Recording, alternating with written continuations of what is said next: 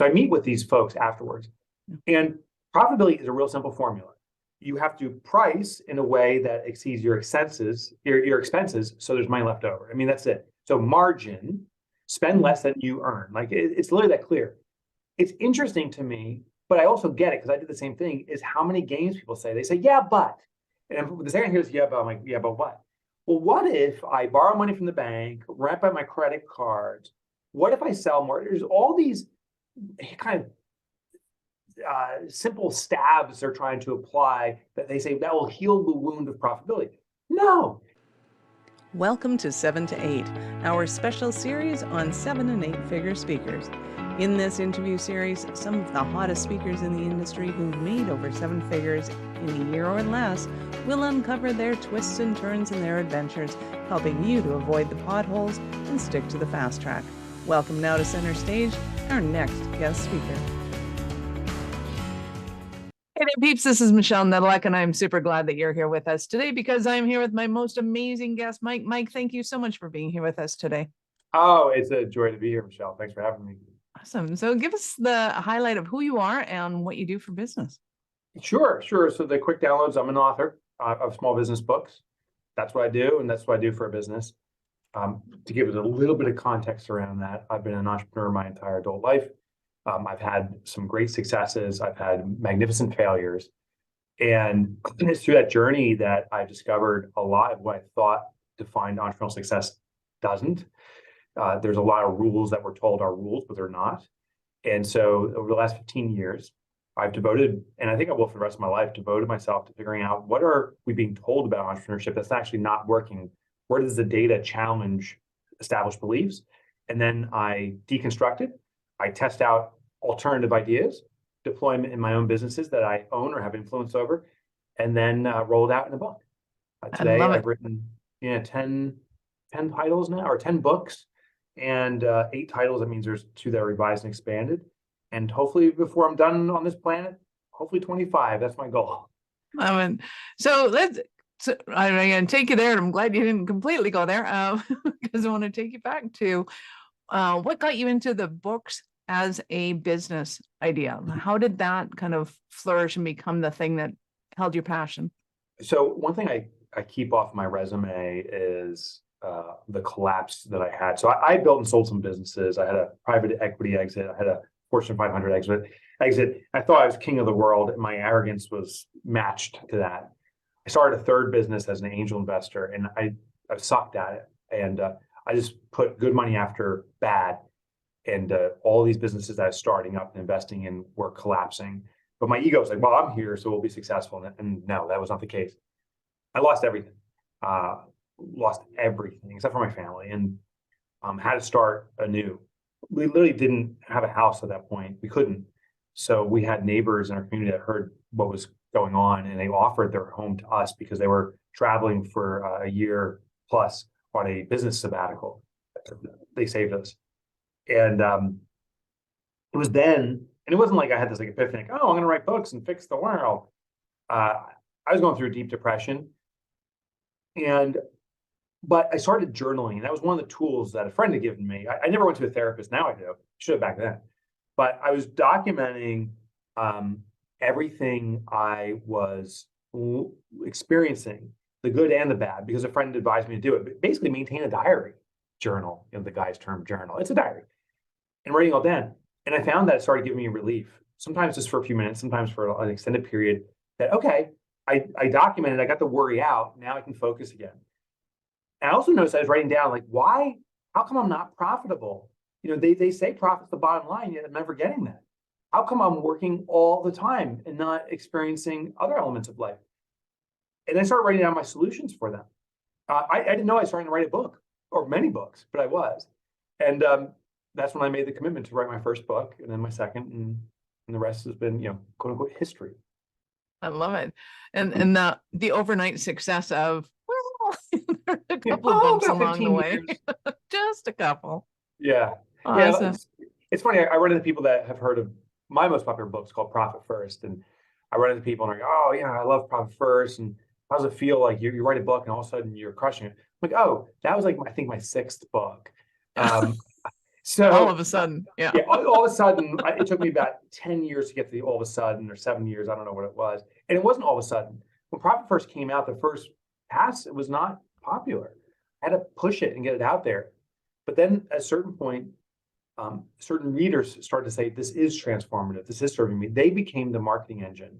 And then got revised and expanded. I improved on the book, made it more accessible. And that's when it really started moving.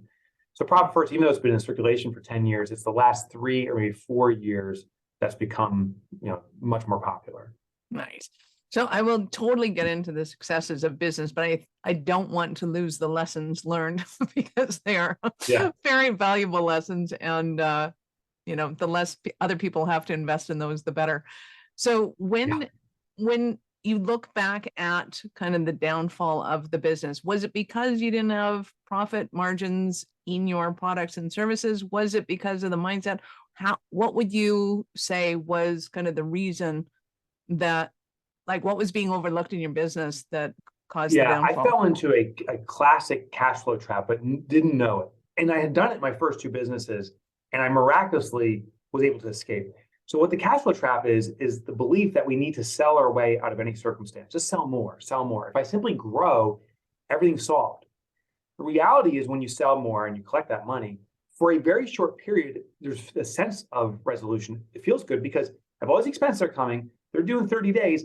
I got the cash today. I got 30 days of cash. And then those expenses catch up and they gobble that cash. But if I sell even more as the expenses continue to increase, I have that 30-day window. So I'm always playing that 30-day window. Some of the manifestations for a business owner is sometimes they're short on payroll. Other times they don't pay themselves. They're the last one to get paid. Those are all symptoms or indicators of this greater disease of a pure misunderstanding of cash management. Well, I sold my first company in a private equity deal, so I never had to catch up to the cash. They took the business from me, and I made enough money to pay off the personal debts I had, and wow, I was victorious. My second business was acquired by a Fortune 500 called Robert Half International, and it was a big transaction, big to me, and it was a lot of money. All of a sudden, I had a lump sum of money, and said, "Oh, all I have to do is pump and dump, build a business really fast, and someone buys it. I get this. That's always happened. It never happens. It always happens." So my third business, it was all mentality. My whole mentality was, gas on the accelerator, no brake pedal, just go. And no one wanted to buy it. I was spending money so fast. None of these businesses became cash flow positive even. It took me less than 2 years. I wiped out every penny I had. And now I can talk about it kind of matter-of-factly. Back then, it was devastating, sobbing. Yeah. Pain. But I think a lot of people are in this position because they don't understand, one, how to look at their statements and figure out whether or not their products are profitable. Like, let's start with that one as a first, and then we'll talk about cash flow as an entity unto itself, because again, the whole expenses getting ahead of you thing. So was it kind of overall, if you had to cap out, was it merely that that each kind of thing that you built, that you had to have a certain percentage of them in order for them to be profitable because of the mainstay costs, or was it because kind of the numbers just weren't there? Like, I don't know what you're selling, so I'm.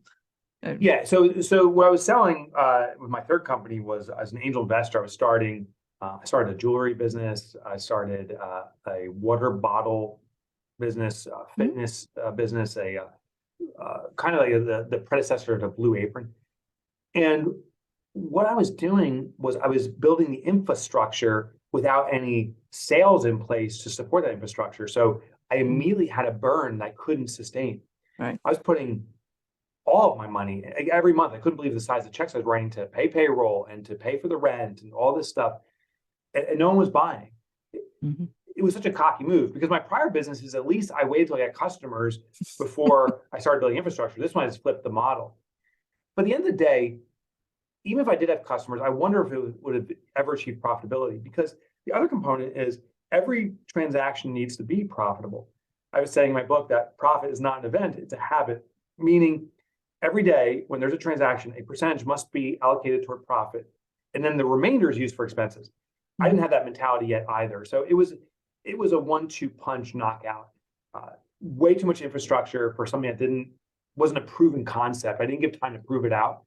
And even if I did prove a sustainable concept, I don't think I was positioning in a way to be sustainably profitable.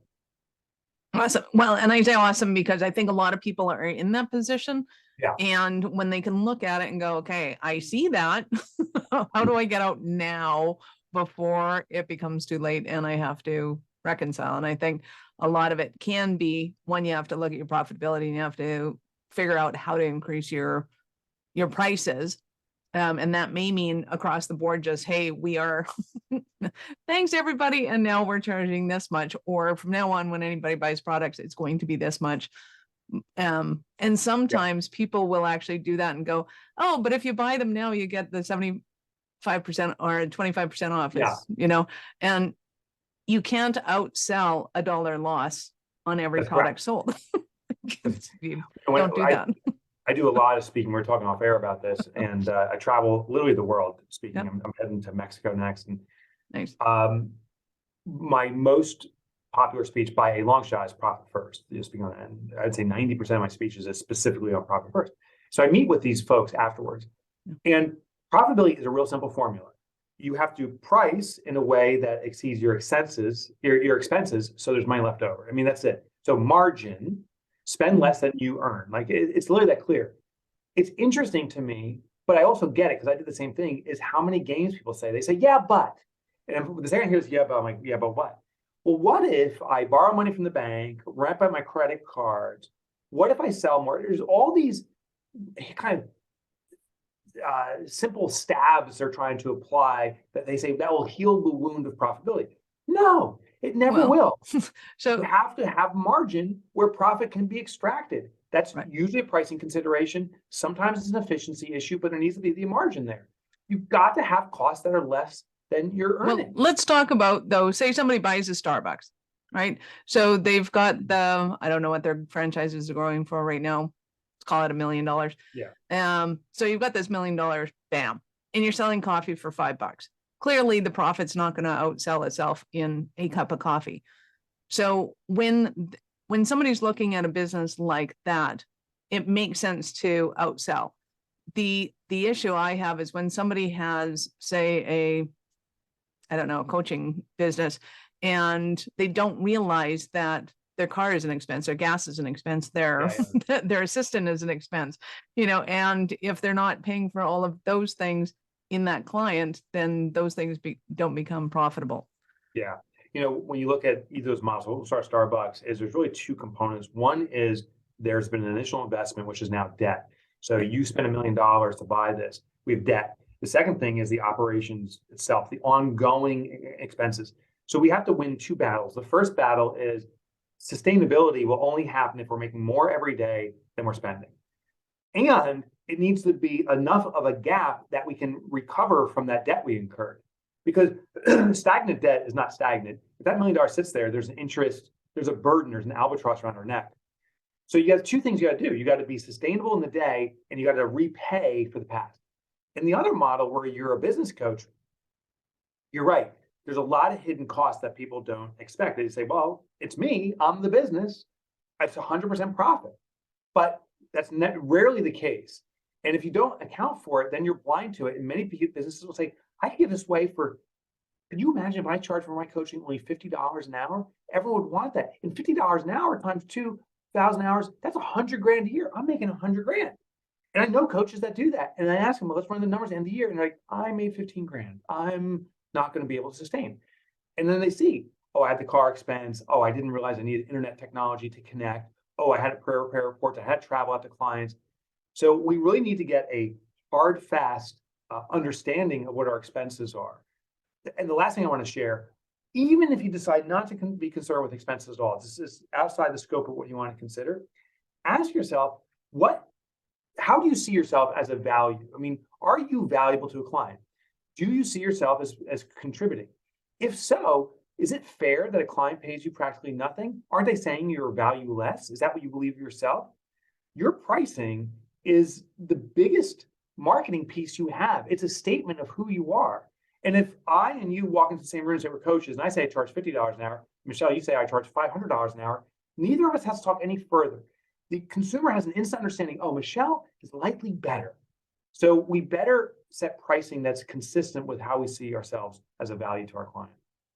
Nice. I love that. So let's delve more into that profitability, because I think a lot of people will, one, price compare. Yeah. They look at Walmart and go, oh, how much are they charging? Okay, I won't charge. Yeah. Like, that is a bad business. Do not ever think you're going to compete with them or with Yeah. Walmart or Amazon or any of those, for Yeah. starters. But talk to me about the psychology of people who look at their competitors and then try and price compare that way. Yeah, so what we're trying to do is a cause and effect thing, saying, well, if Amazon sells something for $14, I better sell for $13.50. But what we aren't really appreciating is Amazon's not selling on the price alone. They're selling on the convenience and all these other things. They have a whole package they're buying. So when I buy from Amazon, it's like, oh, I know it'll be there. It's quick. It's probably the best price. If I really been price shopping, I probably could get it cheaper elsewhere. So we have to realize is that we're looking at one element, but we're not considering the entire scope. So what we can do is flip it. What we could say, if Amazon charges $14, instead of me charging $13, what if I charge $25 for that exact same thing? What could I do to introduce a new entire scope of other elements? And this is exactly what happened. I had a client, they saw me speaking, they asked me to do some coaching with them. I hadn't charged this meeting with them, and they sold iPhones. I'm like, well, we need to charge more. And they say, you can't. Apple tells us what we have to sell it for. No one can have a different price. I said, oh, you absolutely can. And they're like, that's nonsense. I'm like, no, it's called packaging. So what they made, this is a way back, they made thumb drives that had 25 hacks to get more battery life out of your iPhone. They had all these different little things they bundled in with it. And they said, buy the iPhone Performance Bundle, which included an iPhone. And now they could add for these other elements, an additional, say, $50. So they weren't selling for $4.99 at the time. They were selling it now for $5.49, or whatever the math works out to be, by bundling in other stuff. So we can do the same thing with Amazon or whoever we see as our competition. Don't compete on price, compete on packaging and define your own packaging. Nice. Love that. Absolutely.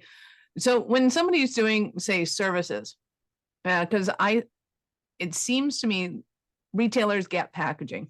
We've all seen a gift basket. We go and we go, oh, okay, that's the concept. When you're doing services, how do you get them to wrap their head around packaging?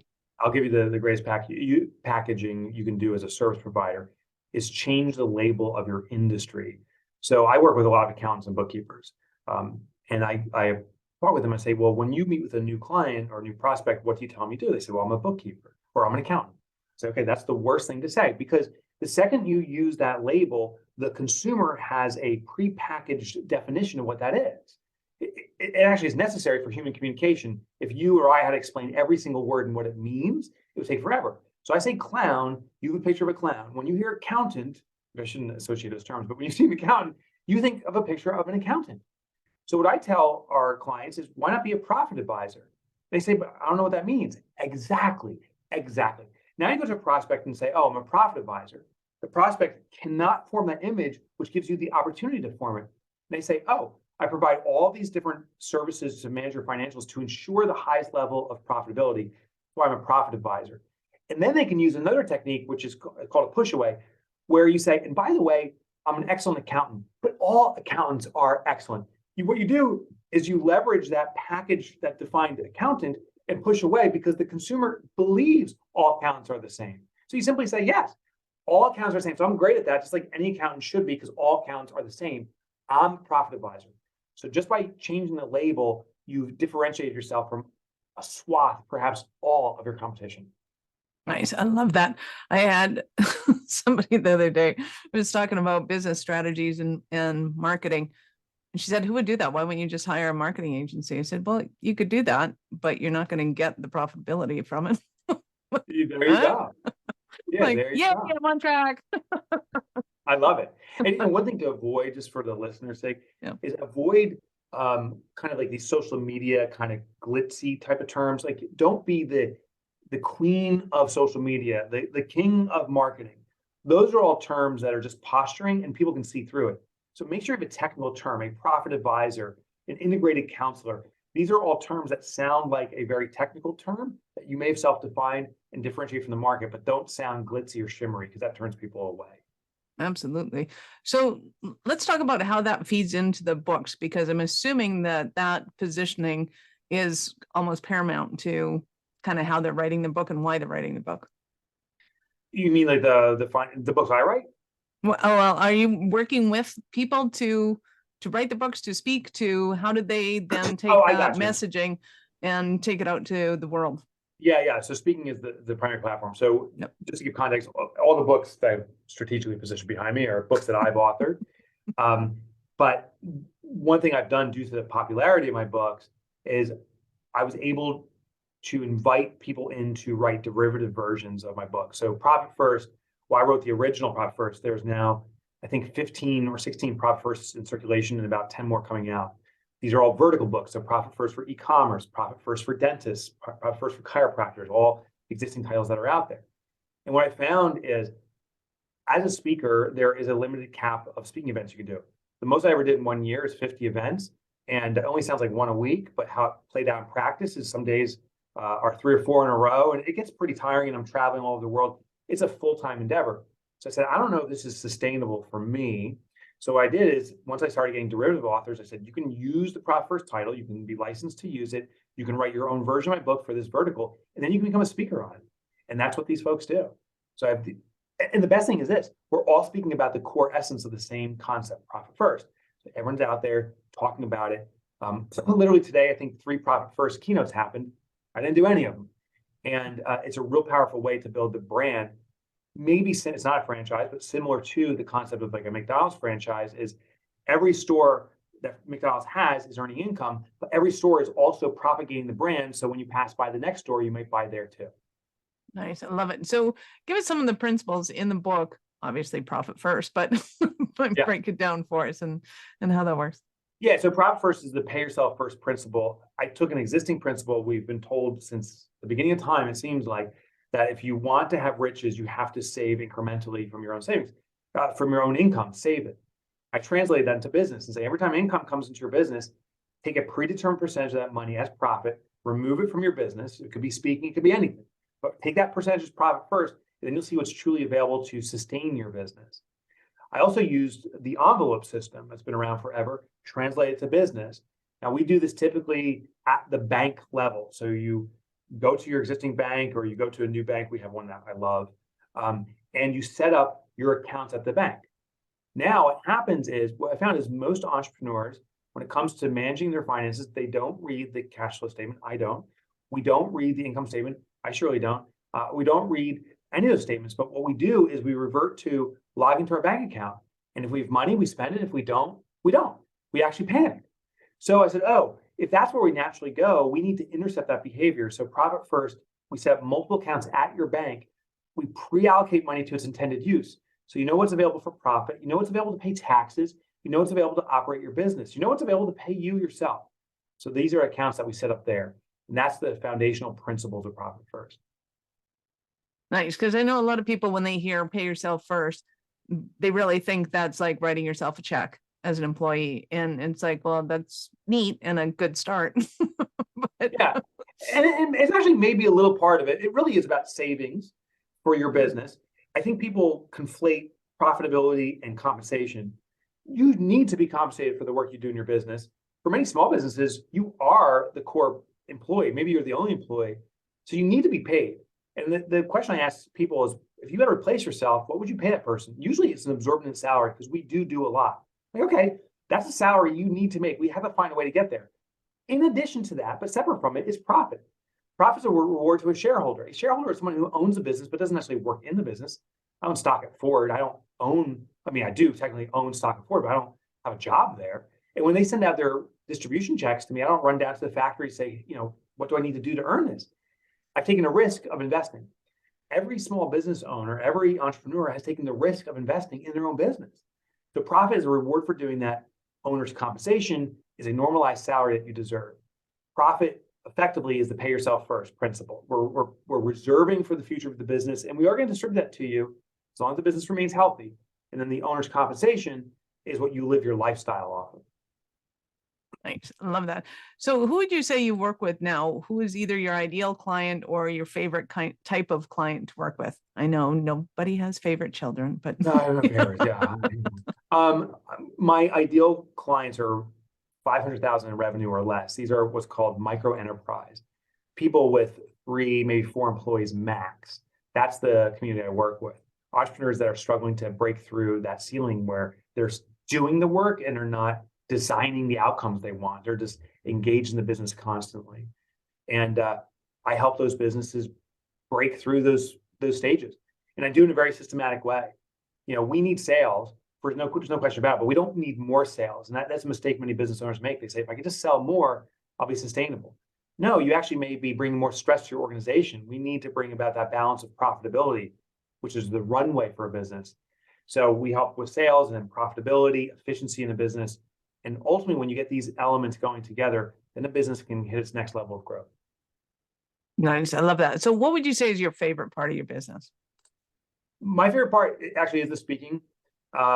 So I do it selectively now, and I'm very blessed to dictate some large audiences. My favorite part is after the presentation. It's rarely before, but sometimes, but usually after, when people come up and they're not talking about the speech, they're not talking about my books, they're talking about them. And I just hear these stories, and it feels like, from the trenches to me. And my God, I get so immersed in it. Hearing of a struggling hot dog stand that now the guy or gal owns 15 hot dog stands. A doctor, this is actually a real thing that happened. A doctor approached me and said, I found a better way for trauma management. And she's like, I'm on a mission now to share this, not through my work as a doctor, but as a teacher, an author. So I just love hearing these stories of transformation. And my favorite component is when people are really living their joy and very successful at it, because that brings about sustainability and impact. Nice. So give us an example of a Cinderella story of one of your clients. All right. So her name's Cindy Thomas, and she's one of my favorite stories because it's so dramatic. But it also has some common elements. She called me, she was a bookkeeper, 45,000 in revenue, and was stuck there in revenue, mind you, not personal income, and was stuck there. And she was looking at all of these different systems and programs and technology to get the business growing. And we had a conversation, and it sounded like it was way premature for that stuff. We started with who's the ideal client and started targeting them. We ensured that every transaction was profitable. Just a few years later, she calls me and says, I'm getting so many leads. She was getting, at one time, she authored a book, and she was getting, I think, 15 leads a day. And she's like, now my problem isn't in growing this business on the sales side. It's vetting out customers. I can't keep up with all the demand. So we set a vetting program where customers or prospects knew in advance what they could expect with engagement with her before even having a conversation. And the clients that were not suited for that were turned on to other opportunities or other vendors that could serve them. Fast forward later, she was taking annual 4 vacations, something I'm a massive proponent for, 4 consecutive weeks away from the business, so the business can build its own independent from the owner. Her and her husband were doing this. And then just a few years later, I think that cumulatively this was 5 or 6 years, they were well into the millions, and other great things that happened that I can't disclose, but their business has achieved and is achieving all the dreams they ever had. Nice. I love that. So you have quite eloquently nailed a couple of the stumbling blocks, but somebody listening to this right now, what might they be going through that they're thinking, oh my God, Mike, I need you so badly? Well, the nice thing about if you need me, the resource is you can read everything I know. Not yet. We'll get there. We'll get there. What are some of the stumbling blocks first? So the stumbling blocks are most often is we think sales is the priority when profit's the priority. So that's what I would focus on first is how do I make every transaction profitable? Sales translates to stress. Now, not all stress is bad stress, but the more you sell, the more obligation you have. So that's it. The second stumbling block is either poor delegation or horrible abdication. This is where the owner just says, just do it. And there's no direction, there's no guardrails, and the business goes all over the place. Or they micromanage, and that's probably just as bad. So how do we manage? I'll give you the number one tip on how to do this is you can ask yourself a simple question. Do I have a personal assistant? And if you answer no, that means you are the personal assistant. So we need to bring in that role. And it's a great way, not just to get some work off your plate, but for you to learn how to start delegating. When we start a business, we have to do the work. When we find a personal assistant, we have to learn how to teach him or her how to do this work. Then we move on to systems and management and other levels. But if we can get past the profit and the delegation components, usually that gets us past our first million. Love that. So now you get to. I know our listeners are going to want more from you. How did they start that journey? Yeah, great. And I wasn't trying to be pitchy of the book. Just Good. I found that the greatest resource on this planet are great books. And if you find a book for you can buy a brand new one for $25. You can buy a used copy for a penny. Like it's basically free. Every ounce of knowledge that an author has is in there. And I hope that's what I deliver. You can check them out any bookstore, anywhere. Just pick your favorite. Amazon, of course, has it too. And if you want to go to my website, it's Mike Motorbike. Here's a little tip. No one can spell Michalowicz. So make it easy. Make it easy for your readers. So Mike Motorbike, as in the motorcycle.com. All my books are there, and you can get my chapters, many of the chapters, for free. So no cost whatsoever. Plus, I used to write for the Wall Street Journal. You can get those articles, and I have a podcast up at MikeMotorbike.com. Love it. What do you discuss at Mike Motorbike, the podcast? Just entrepreneurial stories. I interview entrepreneurs that have been there, done that. I bring in some experts. It's called Entrepreneurship Elevated, and it's just a whole different perspective on entrepreneurship. Love it. Peeps, we will have all of Mike's links in the show notes, of course. So just scroll down, go and find the links, click on them, but be sure to continue listening because we still got more. So, Mike, I get to ask you at this point, at what point in life did you know that you were especially kind of crazy enough to think that you could become an entrepreneur? I still don't know if I really believe it, but I knew it was crazy enough. I'm crazy? I don't know it's crazy. I'm not crazy. When I graduated college and I decided to start my first business, I went to my parents. I went to my wife. I got married very young. I said, I'm going to start a business. And everyone's like, that's crazy. I'm like, but no, you get rich like overnight. So that's what we're doing. And you don't get rich overnight. But I did fall in love with it. And it's been the greatest journey of my life. There's no question. I love entrepreneurship. Nice. I love it. You have been absolutely awesome. Any last words for our peeps? Yes. One last word. I want everyone listening, every peep listening, to know this. Your clients actually want you to be profitable, widely so. But the thing is, they never say it. You'll never have a customer come to you and say, oh, could you charge me more? Could you rip me off a little? But what customers do say is, when you serve me, if you're in the service industry, I want your full undivided attention. If you make products, I want your best product, something that delivers on every promise it makes. I want the best of you is the message you'll always hear from your clients. And the only way to provide the best of you is by being profitable.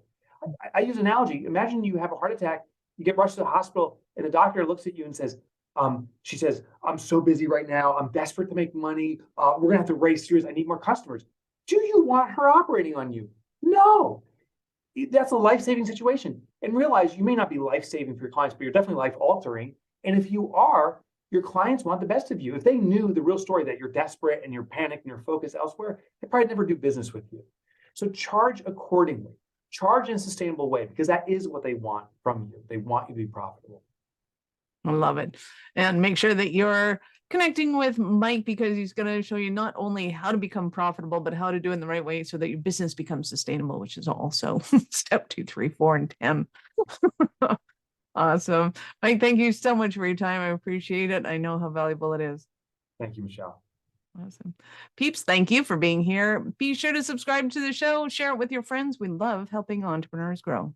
Thank you for listening to 7 to 8. If you're interested in upping your speaking game, be sure to connect with our guests with the links in the show notes, and connect with me to see how we can help you get your tech done for you and help your speaking dreams come true.